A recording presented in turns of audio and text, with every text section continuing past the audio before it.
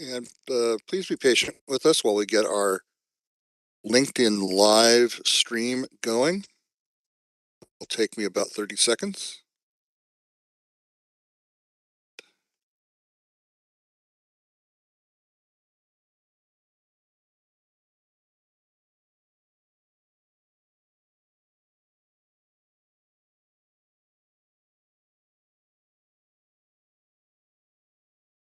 And we're almost there.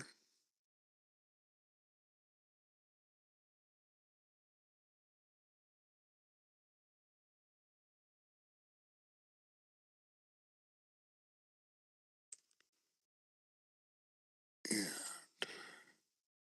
great, and welcome to our LinkedIn live audience, our YouTube live audience, and also to everyone who's here live with us on our WebEx platform.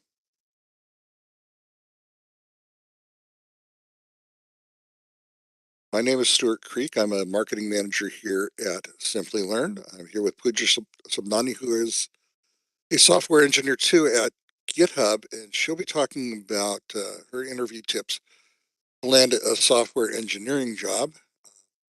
And she'll be talking about that from both perspective of somebody who recently joined GitHub, got a new position, and also from the perspective of somebody who interviews people for her team. So if you're on the WebEx platform, please put your questions for Pooja into the Q&A panel.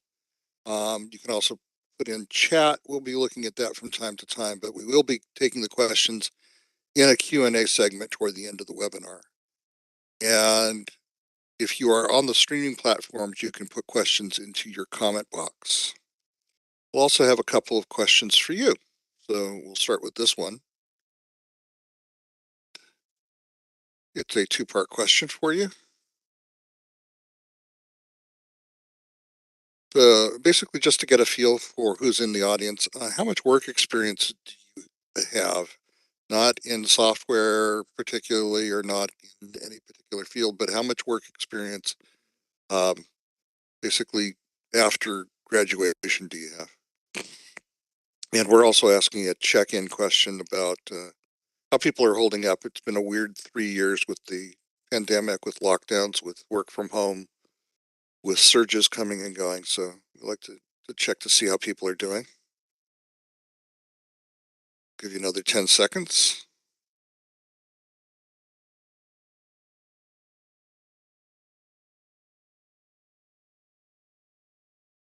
And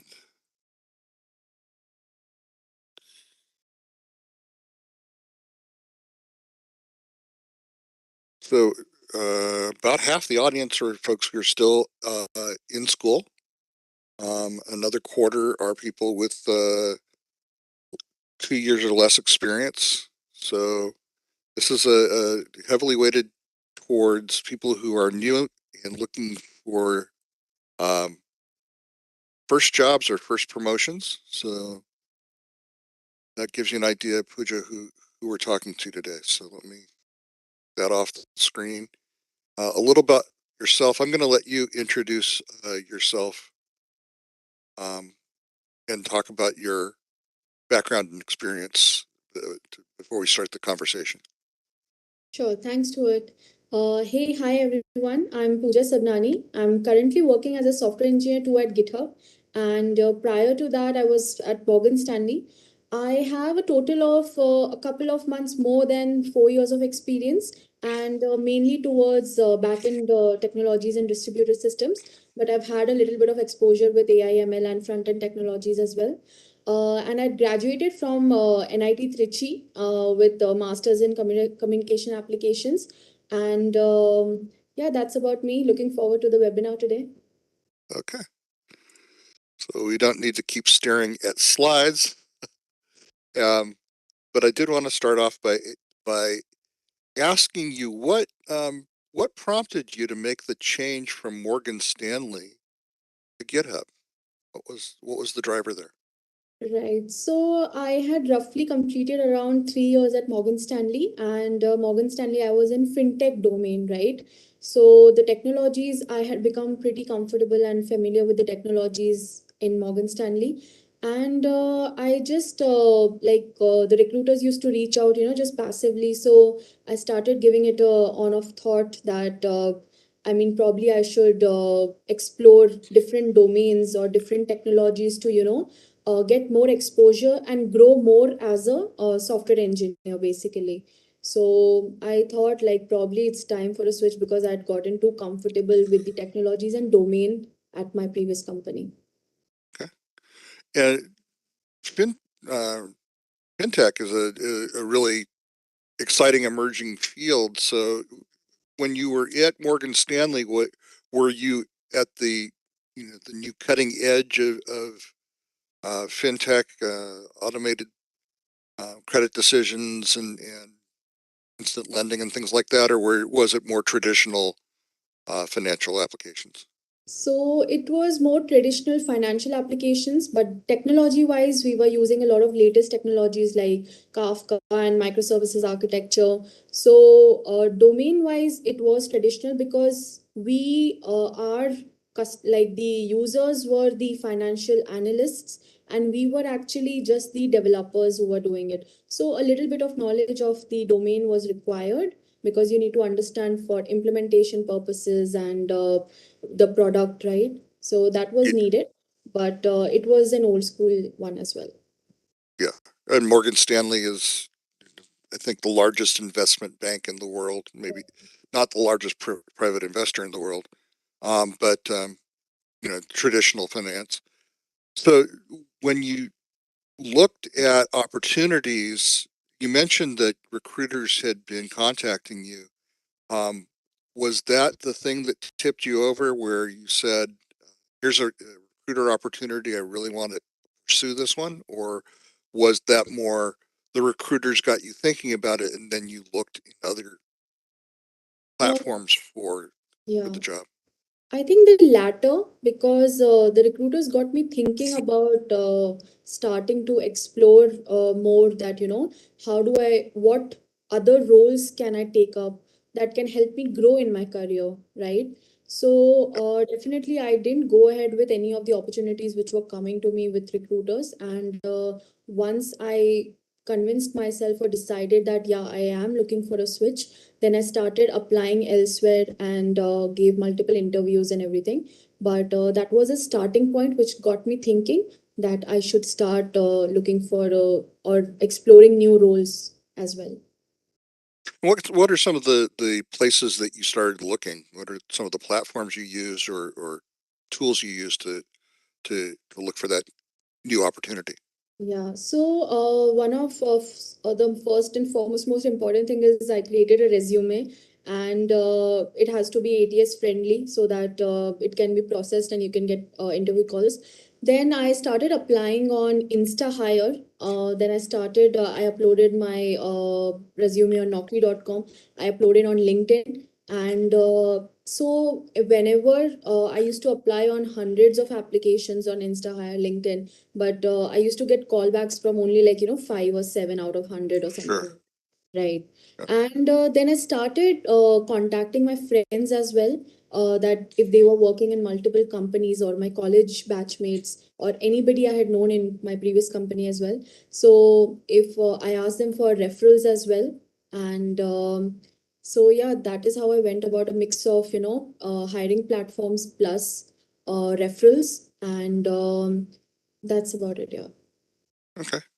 Um, and the you get the first contact as we'll talk a little bit more about the resume because that's important. You mentioned a really important aspect of making sure your resume gets through that first filter. But so gets through the filter, gets in front of a person, they like it, and they give you a call. What are the what's that first round of interviewing that gets you into the process with the company?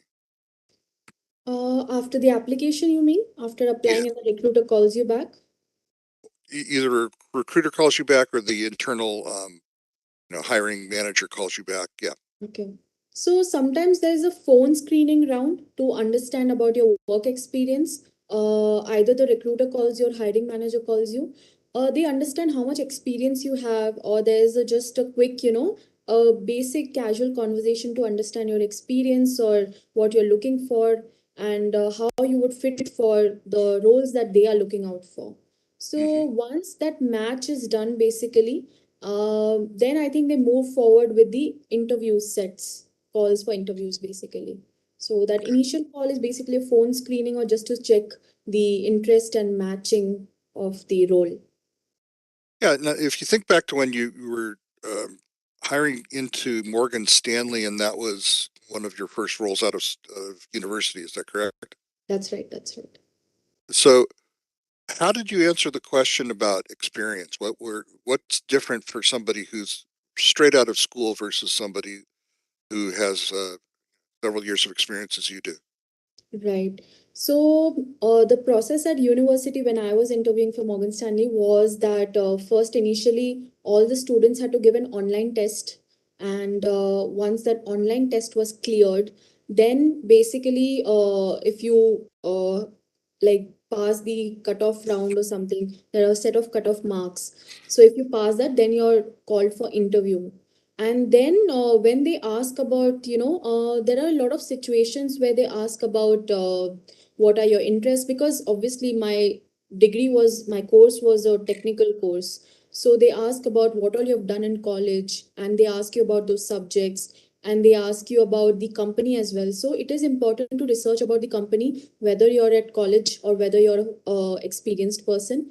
And then they ask you about a lot of other things, like have you had experiences with leadership skills or team leading and team collaboration, and a few technical stuffs that they are looking for. So company which comes from a database management domain, so they usually ask focus more on DB questions. A company like Morgan Stanley, they focus more on the algorithms part of it.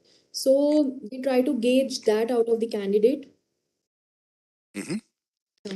That's yeah, that's really important for folks to know. The half of our audience that are still in school is that there is a pathway for you. A lot of people ask about, well, what do I tell a recruiter or a hiring manager about my experience if I haven't got any? But there Hmm. will be a story for you to tell, and that's important.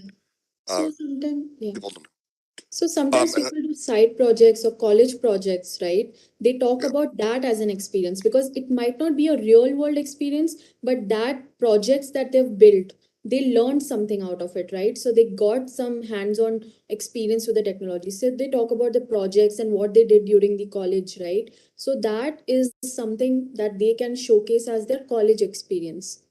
yeah, and that also brings up the notion of an advantage you have if you're in the software engineering domain is that you have access to things like hackathons and Exactly. open source projects and that type of thing, where you can gain some demonstrable experience, even if you don't have a job in that particular field yet. So that's a good thing. But now, in this most recent hiring experience, you of course had your background experience you could point to for GitHub. What attracted you to GitHub? Because that's a kind of a meta platform for people who are in software development, correct? That how Right. Right. So, from moving from a fintech domain basically to one of my first initial goals was to try out product-based companies. When GitHub came along, then I thought that, I have been an avid user of GitHub as a platform, as a yeah, developer, right? And one of the thought processes with GitHub was that I've heard really great fun culture, and the thing is that the technologies that they use, as a user of GitHub, I really found that very dependable and very useful as a developer. So the notion of developing for the developers, if I join GitHub, then I get to develop for those developers, right? yeah, It would be very impactful. The impact that GitHub has for developers is very high based impact. So that attracted me a lot, that the impact I would have on users, right? I can say that people are using my features that I'm actually developing at GitHub, right? So there are multiple developers, professionals that would be using. So the impact that I would create and the culture sort of attracted me towards GitHub. And that's a great point about a job search, is that it some people are not as motivated by the sense of accomplishment. They're more motivated by you know, simply doing a job and getting paid. But I think most people go into engineering because we like to make things. My background is engineering too, Yeah, and we like to solve problems. And we like the idea that when we solve a problem, we've helped somebody, or that the solution we've created is going to be used by someone. yeah, And so that's a thing that people should keep in mind when they're looking at job opportunities. Is one of the things you want to evaluate about a company is, how will your work make a difference there, and will it be valued? yeah, Sometimes it's frustrating if you're in a situation where either your work is kind of taken for granted, or else sometimes situations that have frustrated me where I did something I thought was pretty useful and important, and it basically they said, "Well, thanks, but we don't really actually need that," or we decided against it, or something like that. So um, that's one of the areas of job satisfaction people want to get. But so exactly. you've gone through. So we started off with the phone screening, and then what's the next thing that happens after a phone screening? What's that first face-to-face interview? Right. So, parallel to phone screen, there can be an online test as well, or either ways, after the phone screen, there can be an online test as well. An online test for different companies, it varies differently. Like some of them may have DSA questions to be solved in 45 minutes. Some of them may have, like, a backend code that you need to write for basically, you have an API, you just need to integrate and write it in your own preferred language and all. And I'm just Hmm. sharing this based on my experiences, that the Sure. interviews that I have given. And some of them might have a take home assignment, like, they'll give you a problem statement and you're supposed to submit a solution for that. So most of the companies which are moving away from DSA algorithm, which was very basic earlier, they are starting with take home assignments or machine coding round to understand the actual coding experiences of the candidates. Yeah. So these are various multiple ways of which the after the phone screen things are carried forward. Okay. And so phone screen, testing, maybe take home assignment or programming Time test. project, and then so you get to that point, and then somebody is going to say, "Let's sit down and talk, either in my office or on, more likely today, over Zoom or some other platform, Right. and we're going to meet face to face like you and I are doing now." Mhm. Who's that first person that the most technical hires are going to talk to? That a supervisor? Is that somebody from HR, or is it going to be the person you report to, or is it going to be another screener? It's going to be another screener because after these set of rounds, there are an HR obviously contacts you that you have cleared the round or you have not cleared the round, either via email or via phone, right? So after that communication with HR is done, then HR communicates with you to move on to next process, which is next set of interviews basically. So either those interviews can be DSA algorithm, or they can be system design, or for front end roles, it can be a front end based interview, and likewise. So the process varies for different companies Yeah. accordingly. Yeah. So And so, HR, yeah. go ahead. Go HR ahead, is please. the person who communicates with you throughout from the starting till the end about the feedback, about the interview scheduling, about the results, everything. Hmm. And the the slang term some people use for that is, they act as a Sherpa who guides you through the process. Yeah. Um, but that first interview face to face with a technical screener Technical is screener. That's right. yeah, and they're going to be asking you about your knowledge of the domain, but not the industry domain, but the technology domain, about your skills, your Right. experience, but also, as you said, they're going to be asking probing questions about, um, you know, how much do you really know about the area, Exactly. um, and again, maybe more things like, uh, if we have this kind of a design problem, how would you tackle it or how would you approach it? What are the important things that you would tease out of it, right? Exactly. Exactly. That's right. Okay. So So go ahead. So in these technical rounds, one thing that I want to highlight is that they try to gauge your, even if you're a fresher, right? They try to gauge your thought process, like somebody can just bluntly say that I don't know this, I've never dealt with this kind of situation. But somebody else, on the other hand, might keep on trying and, brainstorm while the interview is going on, even if they don't have much exposure. So, even if it's freshers of or it is lateral hires, it's always about they're trying to gauge your experience, your tech exposure, your thought processes. So that is what actually they screen you for. Yeah. And the they're looking for your essentially engineering chops, as you might say, that the uh, skills, knowledge, and approach that you take, Mhm. technical side. How many times would you go through that process and with that same employer for that opportunity? How many technical rounds might there be? You've gone through that first one. Is there going to be another one where somebody is going to ask deeper questions or more direct questions about the work that you'd be doing? So about the work that I would be doing, that comes towards the end, basically. And first, your tech skills and your behavioral interviews are taking place. So I think on an average, there are 3 to 4 rounds of interviews in most of the companies on an average. Yeah. Okay.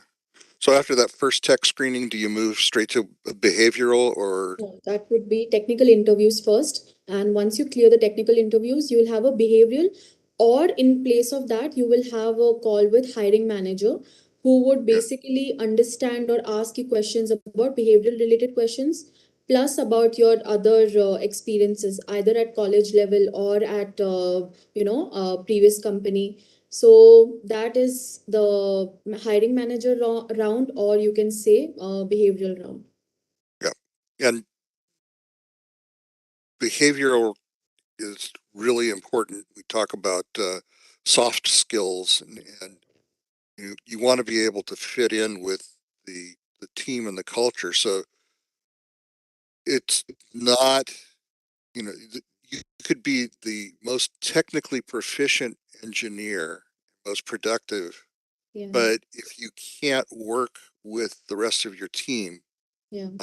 and can't follow direction properly and things like that, it's not likely you're going to get hired. And if you do, you're going to be put into a back office someplace where um, people will essentially slip you assignments under the door and let you work on them independently because you don't work well with others. So Yeah, um, it's important for people to know that they need to be able to interact with people. They need to be able to be personable. They need to show that they're team players and that they're capable of taking direction and even criticism, so that they can improve. But that all comes in that behavioral round of interviews, right? yeah. Those are the kinds of things people will probe for. Yes, yes. I think you summed it up perfectly. Yeah. Okay. Um, so you've gotten through the technical screening. They're confident that you can handle the technical aspects of the job. You've gotten through the behavioral screening, Hmm. and they feel that you're a person who can work well as part of their team. what's the final round of interviews that you would face in that situation? What's the last thing before you're hired? I think behavioral round or hiring manager round usually has been the last round of interviews in like almost 99% of the companies that I interviewed for. And once I think that is established, because technical is taken care of first, and then later on behavioral or hiring manager round. And if that's a thumbs up, then they move forward with, discussing about other aspects like, benefits, salary, and everything else. And the HR informs you that you've been selected, and the joining date and every other formalities are taken care of later on. Yeah. And that last part of the process where you're talking about, benefit, salary, that type of thing, that's an opportunity for you as the prospective employee Hmm. to kind of interview the other side of the table by Hmm. asking, what are the options? What, negotiate a bit in terms of, Hmm. what is the salary range, or what, um, you know, can we trade off Yeah, benefits for salary or things like that, and also to find out what your career path within the company is going to be. So yeah. you need to be respectful when you're going through that, right? But you need to also not be too shy to ask the question. Yeah, yeah, yeah. So, usually those conversations happen with the HR and not with the interviewer. So, HR is the person who communicates back and forth regarding these benefits, or they inform you about the benefits, about the salary negotiations, about any other aspects as well, right? Like if you're getting stock rewards, any joining bonuses, anything. So, they Mhm. are the ones who carry on these formalities. So, yeah, so I think HR is the point of contact for you for after your process is completed, basically. And apart from these benefits, salary negotiations, I just want to point out that at every interview, whether it is technical, whether it is behavioral, at the end of the interview, always I think it's a good thing to ask questions, most importantly, because not only you're trying to understand where you will be working, but you need to understand how the interviewer's experience has been working in that company, and what are the technologies they work on, what are the things that how does their day-to-day life look like in that working in that company.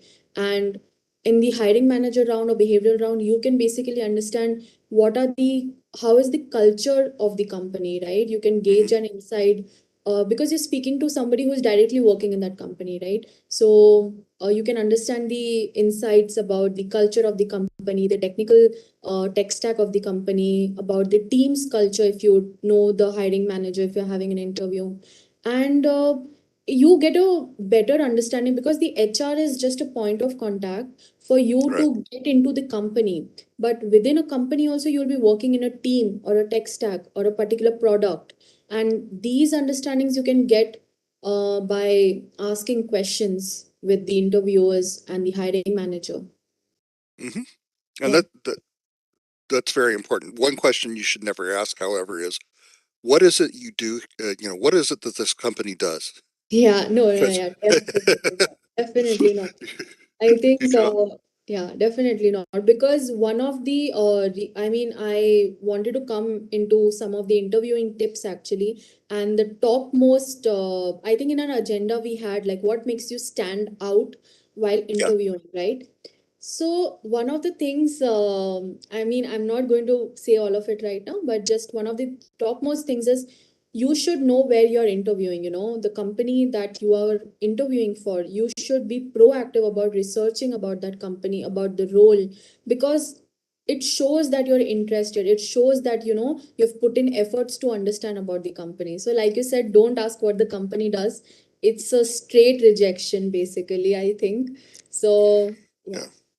Yeah. If you don't care enough to know what the company does, it's probably not going to, they're going to get the signal that you're not really interested in the job Yeah. there. Yeah, That's exactly. Yeah. so as you said, we transition into the tips that you uh, prepared for our audience today. So can you go through some of those? Right. So some of the things that actually make you stand out as an interviewee is that obviously one thing that I've covered is you need to prepare, you need to understand as a fresher also, when companies come in colleges and they give you a presentation as to what the company does and everything, be attentive in those presentations, ask questions if you can, because it shows that you're interested, and be attentive about it. And also when you're interviewing as a lateral hire or like on site, like online basically, so try to understand about the role that you're interviewing for, try to understand about the company, what the company does, or if you know about the product as well, try to be proactive about these, so that you can ask questions about this while you're interviewing, because at the end of the interviews, always the interviewer will ask you if you have any questions, and I think definitely you should ask questions. That is also one another thing that makes you stand out. Like you shouldn't be like, I don't have any questions, because if you're interested, you would be attentive about, and you would have some questions, right? How things work, how is your daily life at this company? What is the best way, like what is some of the best things that you worked on in the company and everything basically, right? So I think I have tried that and it's worked out pretty well.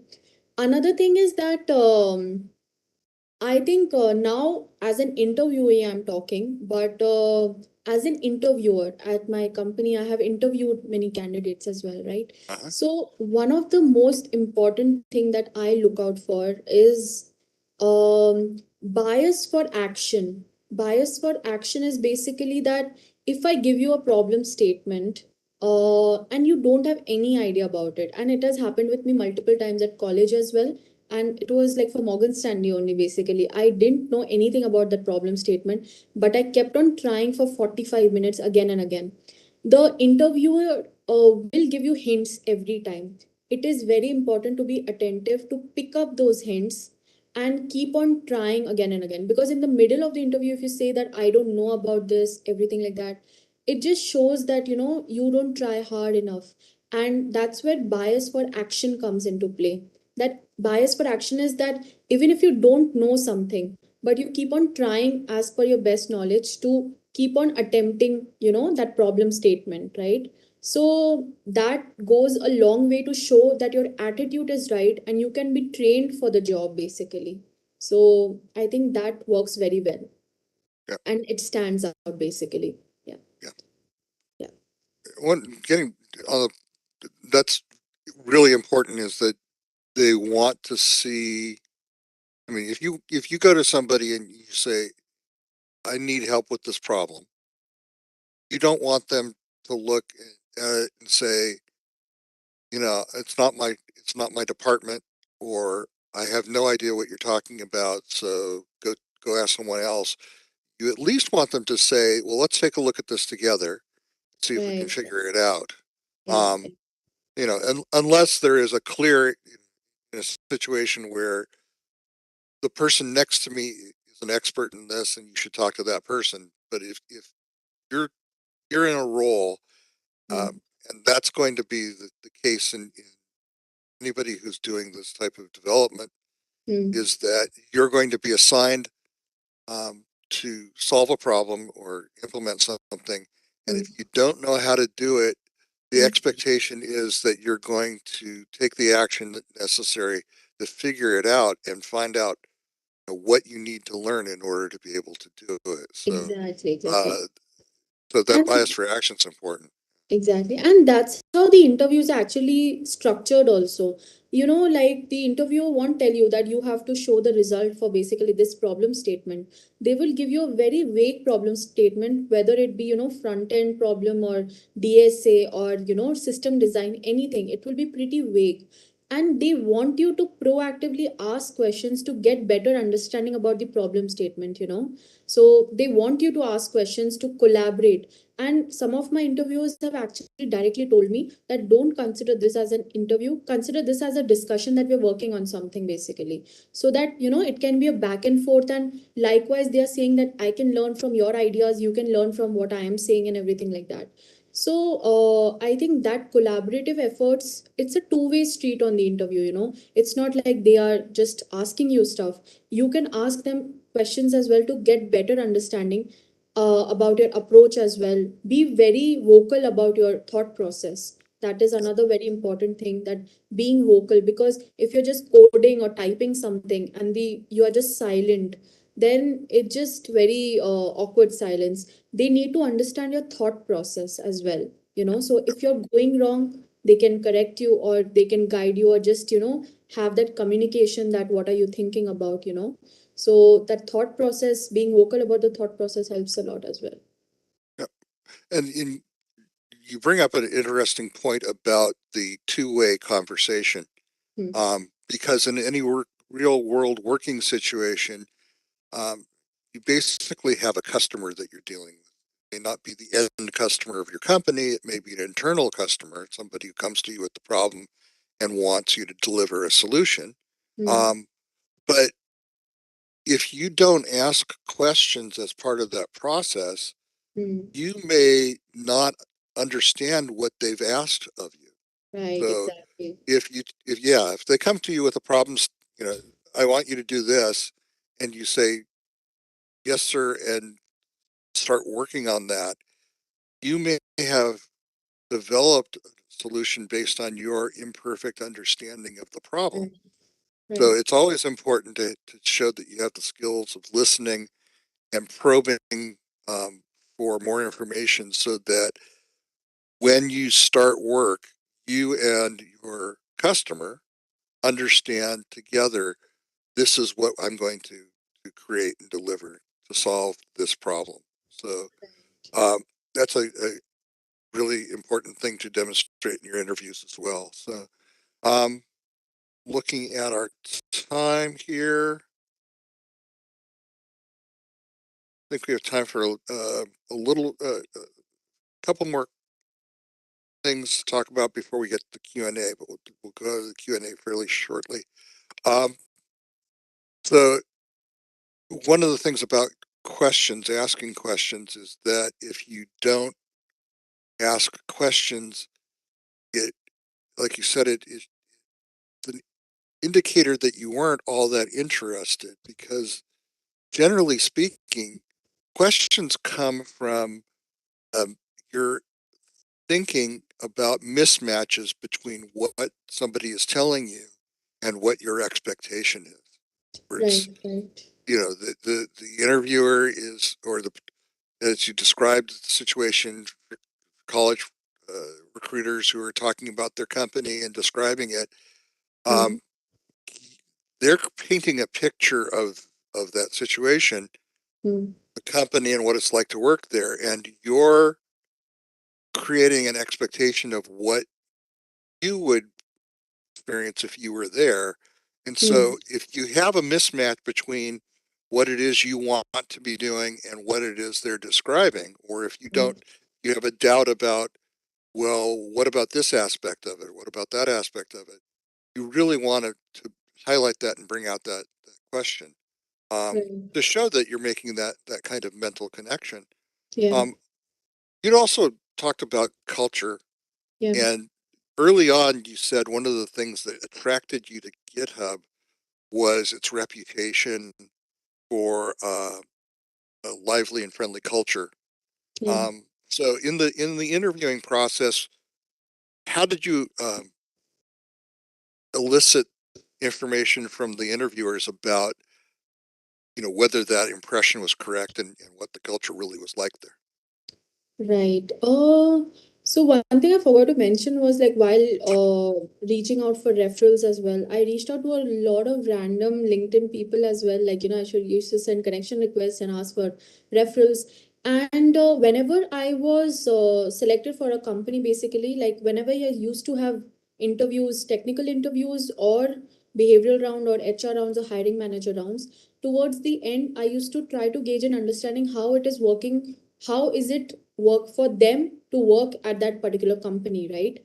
So when for same applies to GitHub as well, that for the interviews I used to ask, like, how do they like working over there, what is the best thing, how is the culture, how would they describe the culture as well. And after I was selected as well, like I had cleared the interviews as well, I reached out to a couple of folks on LinkedIn as well, like, to understand, to get their opinion as well about how their thought process was about the culture. So that gave me a better understanding from multiple sources to formulate, like, a view about the culture.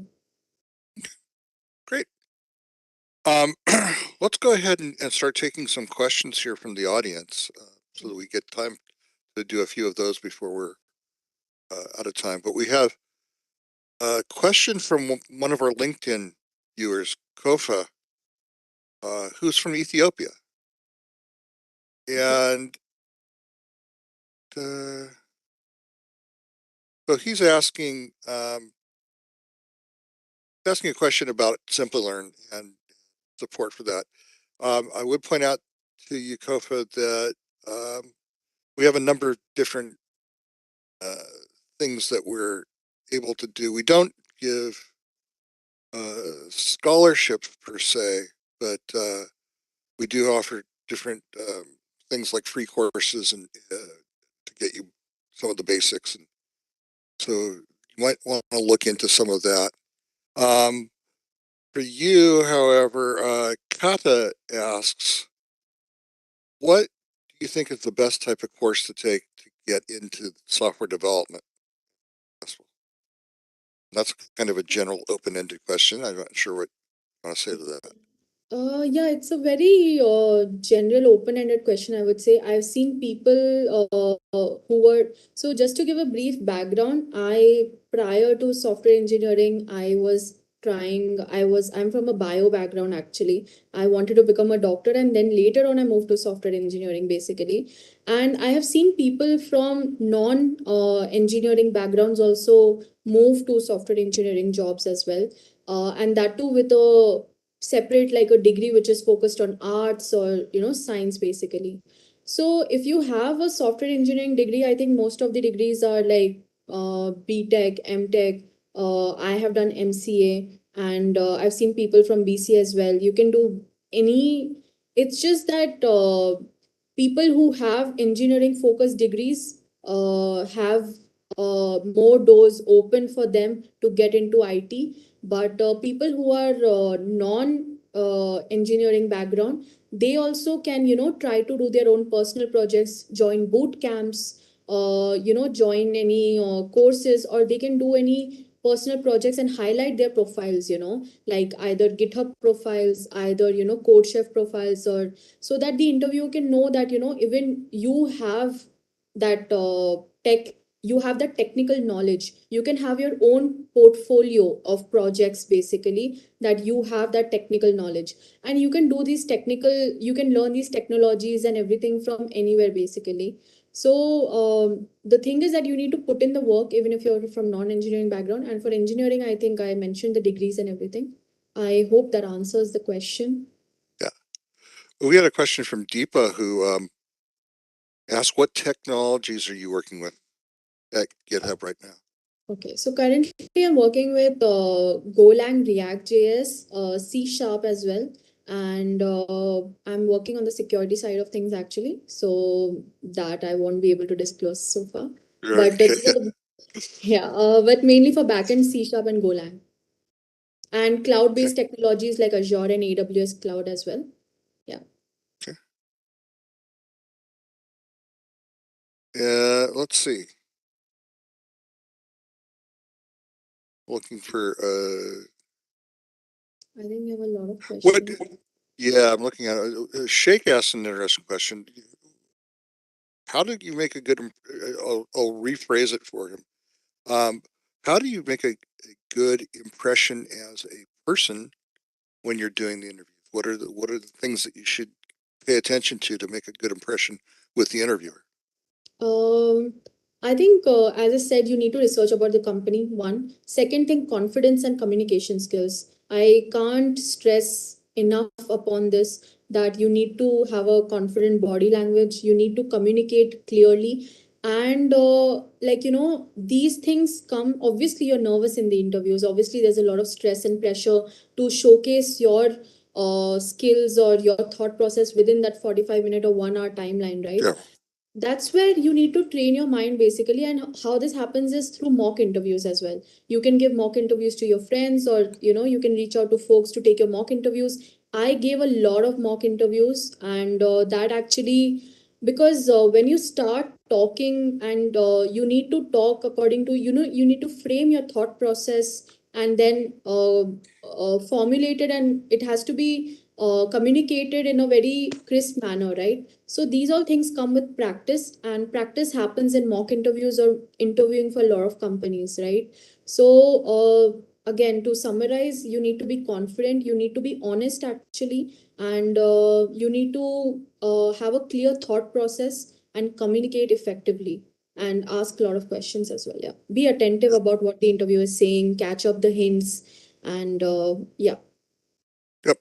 And about 40 years ago, there was a book that was popular in the United States called Dress for Success. Yeah, And, exactly. and its lessons are still applicable in the sense that you do want to present yourself in a professional way. So you would prefer not to show up to even a video interview in a t-shirt and that type of thing. But um, those are kind of just basic things that you'll get from interview practice with people. Usually people will tell you, Yeah. you know, hints like that. Um, Sudesh is curious to know if you have any advice on how to shift from a non-IT domain into IT. Yeah. So as I said, basically, you need to develop a portfolio. Obviously, you don't have that college or that relevant experience on your resume. But if you want to move from non-IT to IT, you can actually start upskilling yourself in those IT technologies that you're interested for. Either it can be front end, full stack, back end technologies, anything that you are interested for. And the companies that you want to apply for, you can see what is the interview process like, because every company has its own process. So you can start preparing for DSA, system design, and then basically create a portfolio. Like, your social media presence would matter more in these cases as well. You can add your projects publicly and showcase that you are technical. You might not be from a technical background, but you have those technical skills. So that's when skill showcase comes into picture, right? Via portfolio, via public social media posts, everything like that. And you can add these portfolio links or project links and everything in your resume. And then you can reach out to more folks that, you have so and so experience with so and so technologies and all that. And initially, the first getting into the first company from a non-IT to IT will be tough. I'll not, like, beat around the bush, and I'll just say it is going to be tough. But out of the 200 companies that you'll apply for, probably only two interviews or three interviews you'll get, right?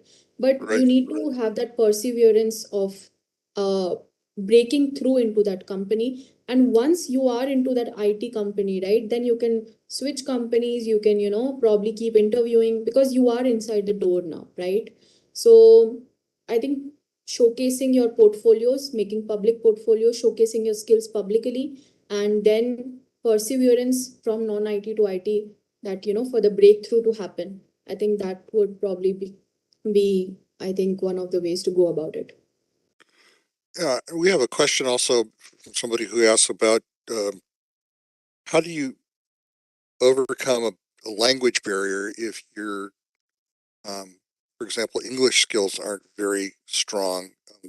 What advice would you give to somebody in that situation? Then I think you see, you're lacking behind in something, right? And if the interviews are going to be in that language, right, then sometimes it doesn't matter. The interviewers don't take that much into consideration if your technical skills are good, if your behavioral skills are great.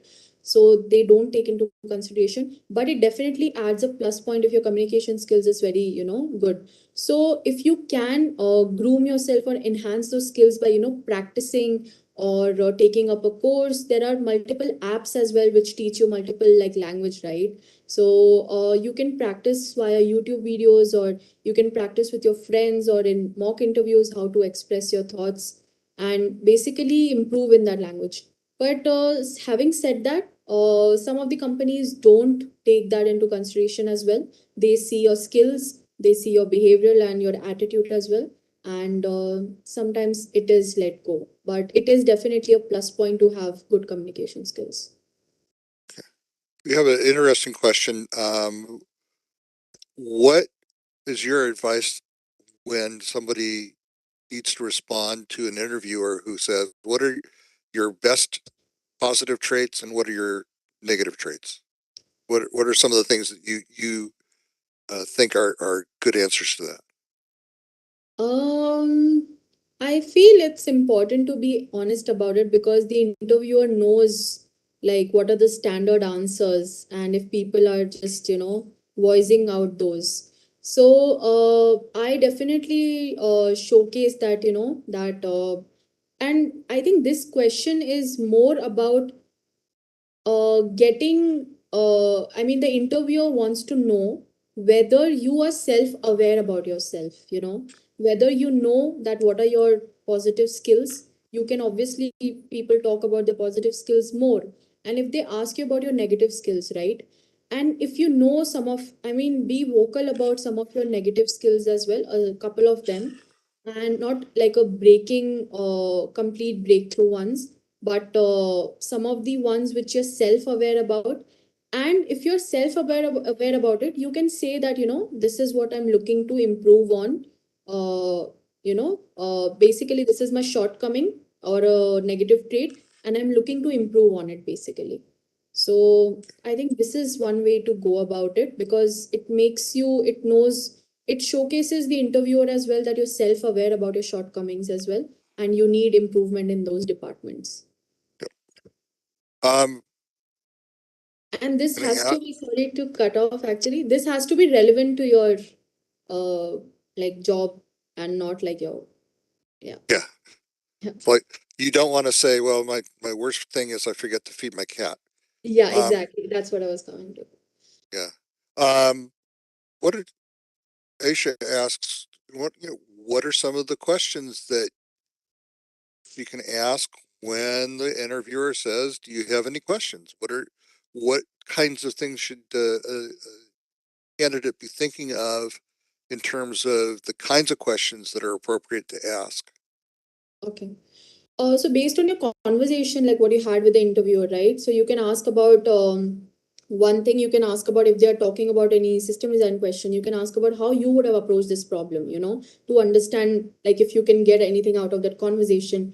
Second thing is you can understand like what do they work on in their company, in that company basically, right? To understand what is and how does their day usually look like in that working in that company, and what is their basically get an understanding about the culture of the company as well from them, and what they work on, and how are they liking it, everything. And then later on you can ask questions about if it is allowed, I mean, I've asked for feedback as well. If they can give me any feedback, for improvising in anything that they thought I was lacking in. If they're allowed to give feedback, I think they do give that. And if they're not, then probably they skip over it. Yeah. Right, right. So Samuel asked a question. Do you have to be skilled in all the technologies that are in the job description? Or Definitely no. I think definitely no, because it's that these skills can be taught, when you're joining, those skills can be taught and all. But it's a good thing to have those skills, right? But if you're just 2, 3 years experience and there are like 7, 8 skills and all, so you don't need to prepare for those technologies only for that particular interview, right? So whatever the interview process is of that company, or try to get an understanding from the HR or through other people that what is the process and prepare for the process. And I think that goes to show that you're a keen learner. I think through your interviews, the interviewers would gauge if you're a keen learner, if you're a quick learner, and then I think the skills can be taught as well. But sometimes, having said that, if it's a non-negotiable skill that they want to have, and this mostly applies for senior roles actually, so then I think they prefer like not to go ahead with the candidature. yeah, Yeah. um, I just want to mention that I heard a radio interview recently with an executive from Accenture here in the California, San Francisco, Silicon Valley area. They were talking about the fact that so few women apply for cybersecurity roles, and said, we find a cultural distinction between men and women where a man will look at a job description and say, oh, I have 70% of the things that are on that job description. I'm going to apply. And interviewers saying, unfortunately, we find that women often look at the same situation and say, I only have 70% of the things that they require, so I'm not qualified. Yeah, And exactly. they don't apply. So you should you get back to the phrase you used previously, which is a bias for action. Yeah, yeah. If you look at a situation where you think that would be a good job for me, and I have most of the qualifications, you should always give yourself the benefit of the doubt, apply and see if fit that situation. Let Yeah, them make the decision. Let them exactly. make the decision on your candidature. So one of the things I I, wanted to just point out was like never self reject yourself basically, like obviously when we are interviewing we are putting ourselves out there, and obviously there would be rejections and all, but it is not a good idea to self reject yourself before the other person rejects you, right? yeah, So even if, yeah, so even if you're not feeling that this role, I mean, you're thinking that I don't have the skills or everything, apply for it, at least give it a shot, right? Don't take that shot away from you. Don't self reject yourself. Give it a yeah, shot, you'll get learning out of it. Yeah. yeah. That's the advice from the Canadian hockey star Wayne Gretzky. Gretzky was you miss 100% of the shots that you don't take. Exactly, exactly. Um, Couple last questions. Vigneshwaran is asking if you have an opinion on the best coding language for the future. No, I don't actually, because I think it's to each their own actually, because in some of the cases, sometimes when you're working closer to the hardware, you need like C++, right? If you're working, if you need just quick hands-on something to do and you need multiple library support, you can use Python or Golang. And Golang is a fairly new language, and you can go for, Java, because Java is used widely in most of the places for backend and all. So I don't think which is the best language or anything. It depends on case to case what problem you're trying to tackle, right? If I want to use Kafka and if Java has better support for that, then I'll probably go ahead with that. Yeah, So it's a thought process and the use case. I think it yeah, depends on and that. you can search on YouTube for the animations that show the uh, most popular coding languages by year, and it's Hmm. really fascinating to watch. What happens from around 1960 to 2020, and just watch the languages that come and go. And when I was at school, they were still teaching Fortran programming, and I would punch decks of punch cards in order to submit my software homework. So the world keeps changing too fast for you to get fixated on any particular language as if that's going to be the final answer for the Yeah. Yeah. for the future. Um, and the last question I want to ask gets back to the point you made about resumes. What advice do you have for folks on working on their resume and getting it formatted so it gets past that AI screening and gets to the Uh, hiring manager, yeah. HR manager? So it has to be an ATS friendly resume, or definitely doesn't have to be a doc. It has to be a PDF, right? Because a non-editable format would be better. And for freshers, I would say for resume, try to showcase your, like your college projects, or for non-IT background, also try to showcase your side projects or everything like that. If you have any portfolio, GitHub links, or coding profile links, do add that. And for experienced folks definitely add on your experience and showcase the experiences. And apart from the tech aspects also, try to showcase what all you have done apart from tech things as well, right? So if you volunteer anywhere, if you are volunteer at your company for any initiatives that you have taken, so I think those are also good things. And if you're into sports or anything like that for freshers, you can add those things as well. And definitely the resume, I'll just reiterate, has to be ATS friendly and has to be in non-editable PDF format. So that helps the process basically on fulfilling the forms automatically and everything. Okay. With that, I'm going to apologize to all of the people in the audience whose questions we couldn't get to in the time allowed, but I will thank you everybody for those questions that we did get to. And you can always email me and I can pass on information if you like. My email is in the invitation that you received for this webinar if you're on WebEx. So let's move on, and we're going to get to the concluding part of the webinar here. And I'm going to mention a program, one of the programs that we offer here at Simplilearn. This one happens to be for people in India expressly, because we don't offer the job guarantee outside of India. But we have partnered, Simplilearn has partnered with a number of hiring companies in India who have basically said to us that they can take on as many people as we can graduate from this program. It's a 6-month comprehensive program. It gives you access to live classes. So you take weekly live classes on the weekends with instructor online in a virtual environment. So it's all delivered online. You don't have to travel anywhere. You can do your exercises and access other materials all during the week on your own schedule, 24/7. So it's very flexible. This is the curriculum. After the welcome class, you learn object-oriented programming, then study back-end tools and technologies, frameworks, and DevOps, and then front end. And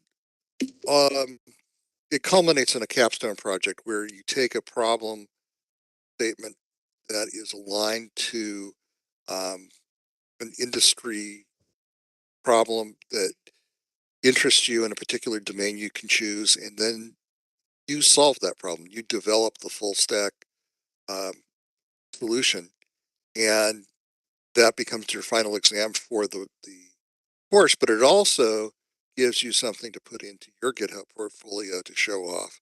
You can also take an elective at your option, no extra cost for testing, automated testing and DevOps.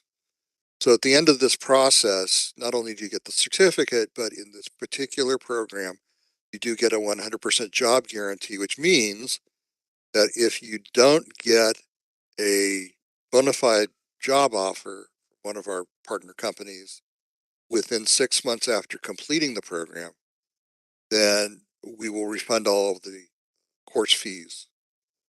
So 100% refund for uh, anyone who doesn't get a job.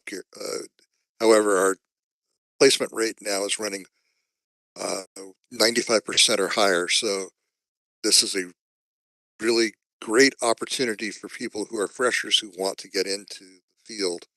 And along the way, we will be giving you help with things like, as Pooja talked about, resume support, interview prep, mock interviews, that type of thing. So it's not just we put your information into a hopper and let people look at it. We also give you the support and training to help you be a better candidate. So with that very, very brief thumbnail sketch of the program, that's not enough information to make a decision, but are you potentially interested?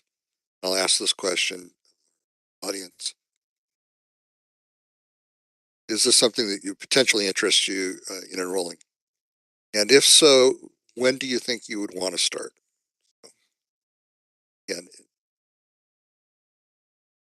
Give you about another 20 seconds to answer. No, that's about 20 seconds too long, but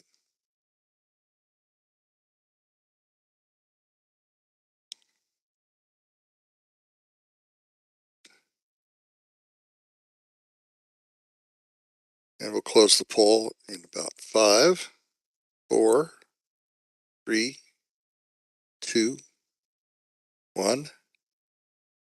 There we go.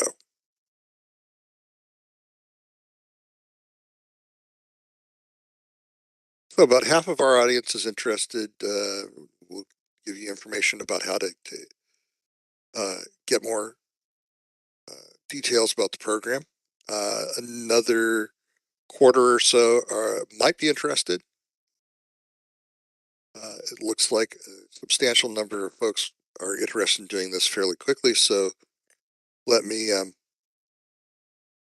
go ahead and put it into the chat as we say thank you to Pooja for being here with us today.